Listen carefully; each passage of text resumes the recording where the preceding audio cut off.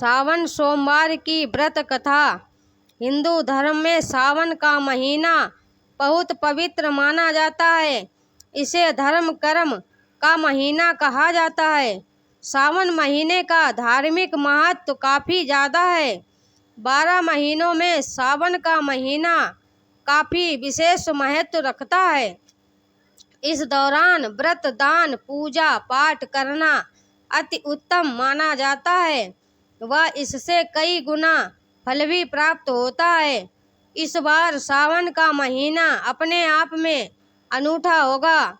हमारे पुराणों और धर्म ग्रंथों को उठाकर देखें तो भोले बाबा की पूजा के लिए सावन के महीने की महिमा अत्यधिक है। इस महीने में ही माता पार्वती जी ने शिव की घोर तपस्या की थी और शिव जी ने उन्हें दर्शन भी इसी माह में दिए थे।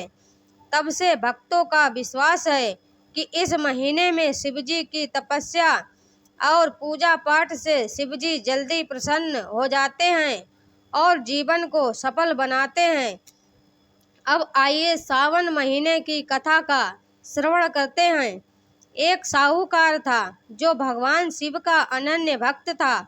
उसके पास धन धान्य किसी भी चीज की कमी नहीं थी, लेकिन उसकी कोई संतान नहीं थी और वह इसी कामना को लेकर रोज शिवजी के मंदिर जाकर दीपक जलाता था। उसके इस भक्ति भाव को देखकर एक दिन माता पार्वती जी ने शिवजी से कहा कि प्रभु, यह साहूकार आपका अनन्य भक्त है। इसको किसी बात का कष्ट है तो आपको उसे अवश्य दूर करना चाहिए।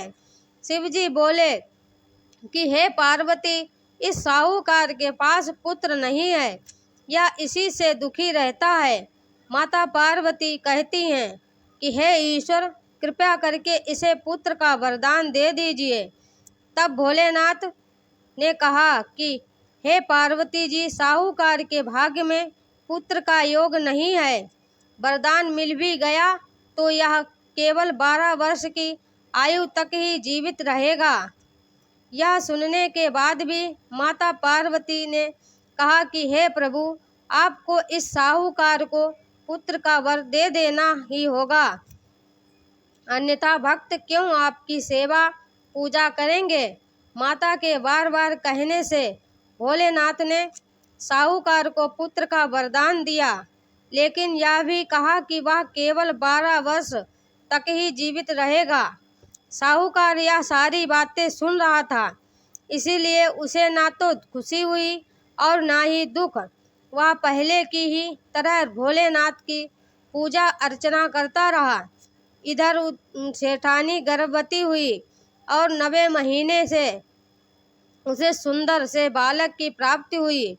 परिवार में खूब हल्लो उल्लास मनाया गया, लेकिन साहूकार पहले ही की तरह रहा और उसने बालक की 12 वर्ष की आयु का जिक्र किसी से भी नहीं किया। जब बालक 11 वर्ष की आयु हो गई तो एक दिन साहूकार की सेठानी ने बालक के विवाह के लिए कहा, तो साहूकार ने कहा कि वह अभी बालक को पढ़ने के लिए काशी जी भेजेगा।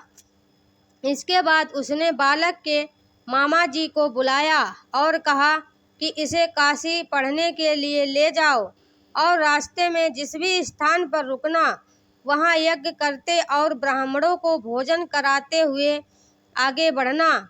उन्होंने भी इसी तरह करते हुए जा रहे थे कि रास्ते में एक राजकुमारी का विवाह था। जिससे उसका विवाह होना था वह एक आंख से काना था। तो उसके पिता ने जब अति सुंदर साहूकार के बेटे को देखा तो उनके मन में आया कि क्यों ना इसे ही घोड़ी पर बिठाकर शादी के सारे कार्य संपन्न करा लिए जाएं। तो उन्होंने मामा से बात की और कहा कि इसके बदले में वह अथाह धन देंगे, तो वह भी राजी हो गए। इसके बाद साहूकार का बेटा विवाह की वेदी पर बैठा और जब विवाह कार्य संपन्न हो गए तो जाने से पहले उसने राजकुमारी की चुंदरी के पल्ले पर लिखा कि तेरा विवाह तो मेरे साथ हुआ है, लेकिन जिस राजकुमार के साथ भेजेंगे वह तो एक आंख काना है। इसके बाद वह अपने मामा के साथ काशी के लिए चला गया। उधर जब राजकुमारी ने अपनी चुनरी पर यह लिखा हुआ पाया तो उसने राजकुमार के साथ जाने से मना कर दिया। तो राजा ने भी अपनी पुत्री को बारात के साथ विदा नहीं किया। बारात वापस लौट गई। उधर मामा और भांजे काशी जी पहुंच गए थे। एक दिन जब मामा ने यज्ञ रचा रखा था और भांजा बहुत देर तक बाहर नहीं आया तो मामा ने अंदर जाकर देखा तो भांजे के प्राण निकल चुके थे। वह बहुत परेशान हुए, लेकिन सोचा कि अभी रोना पीटना मचाया तो ब्राह्मण चले जाएंगे और यज्ञ का कार्य अधूरा रह जाएगा। जब यज्ञ संपन्न हुआ तो मामा ने रोना पीटना शुरू किया। उसी समय शिव पार्वती जी उधर से जा रहे थे तो माता पार्वती जी ने शिवजी से पूछा, हे प्रभु, ये कौन रो रहा है? तभी उन्हें पता चलता है कि यह तो भोलेनाथ के आशीर्वाद से जन्मा साहूकार का पुत्र है। तब माता पार्वती कहती हैं कि हे स्वामी, इसे जीवित कर दें, अन्यथा रोते रोते इसके माता पिता के प्राण निकल जाएंगे। तब भोलेनाथ ने कहा कि हे पार्वती, इसकी आयु इतनी ही थी सो वह भोग चुका। लेकिन माँ के बार बार आग्रह करने पर भोलेनाथ ने उसे जीवित कर दिया। लड़का ओम नमः शिवाय करते हुए जी उठा और मामा भांजे दोनों ने ईश्वर को धन्यवाद दिया और अपनी नगरी की ओर लौटे। रास्ते में वही नगर पड़ा और राजकुमारी ने उन्हें पहचान लिया। तब राजा ने राजकुमारी को साहूकार के बेटे के साथ बहुत सारे धन धान्य के साथ विदा किया। उधर साहूकार और उसकी पत्नी छत पर बैठे थे। उन्होंने यह प्रण कर रखा था कि यदि उनका पुत्र सकुशल ना लौटा तो वह छत से कूदकर अपने प्राण त्याग देंगे। तभी लड़के के मामा ने आकर साहूकार के बेटे और बहू के आने का समाचार सुनाया, लेकिन वे नहीं माने। तो मामा ने शपथ पूर्वक कहा। तब दोनों को विश्वास हो गया और दोनों ने अपने बेटे बहू का स्वागत किया। उसी रात साहूकार को सपने में शिवजी ने दर्शन दिया और कहा कि तुम्हारे पूजन से मैं प्रसन्न हुआ।